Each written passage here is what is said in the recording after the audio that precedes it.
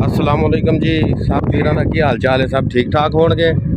असी आ रावी ते दरिया के पुल ते खलोते हैं ते माशाअल्लाह पानी ये भी बेबहा आ गया।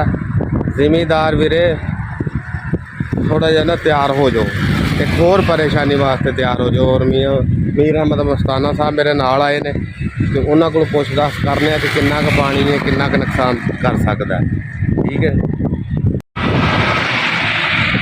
आ वेखो जी पानी ते आ मियाँ मीर अहमद मस्ताना साहब खलोते ने। मस्ताना साहब की हाल चाल है जी? ठीक, शुक्र अल्हम्दुलिल्लाह जी। ते आ एक जिमीदारा वास्ते एक नवी परेशानी है।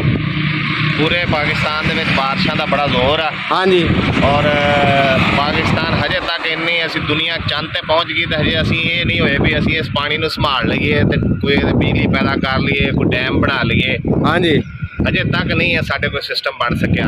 ਯਾਨੀ ਕਿ ਅਸੀਂ ਆਪਸ 'ਚ ਹਕੂਮਤਾਂ, ਸਿਆਸਤਦਾਨ ਜਿਹੜੇ ਲੋਕ ਇੱਕ ਦੂਸਰੇ ਜੰਗ ਲੜਨ ਤੇ ਹੋਏ ਆ। ਅਸੀਂ ਹਾਲਾਂਕਿ ਇਸੇ ਪਾਣੀ ਨੂੰ ਸੰਭਾਲ ਕੇ ਨਾ ਸਿਰਫ ਖੁਸ਼ਕਸਾਲੀ ਖਤਮ ਕਰ ਸਕਦੇ ਹਾਂ, ना सिर्फ अल्लाह को भी राज़ी कर सकते हैं और बिजली की पैदावार भी बढ़ा सकते हैं। और किसान जी साड़ी फसलों का इस टाइम बहुत बुरा हाल है। हाँ जी, और पानी की ना पूरे पाकिस्तान तूफानी बारिशां हो रही जिस उन्होंने बहुत ज़्यादा तबाही की। वो सानू जो हुकूमत मैं अपील करदा कि इस पानी की संभाल के वास्ते हुकूमत कोई फौरी इकदाम करे और पिछले अपन गलतियां का अजाला करने वास्ते ये जरा पानी ये विभाग नूं संभालन। हाँ जी, जिन्ना पानी है मियाँ साहब, अब देखो ना जिन्ना पानी है मियाँ साहब, डैम बना के उत्थों बिजली पैदा करना। हाँ जी, बिजली महंगी सारे लोगों के सिरां ते दिलो दिमाग ते सवार आ। हाँ जी, इस तो भी साडी जान छुटे और गरीब जड़े दुआवां देण हुकूमत जी। नहीं तो तबाही का बाइस है जी।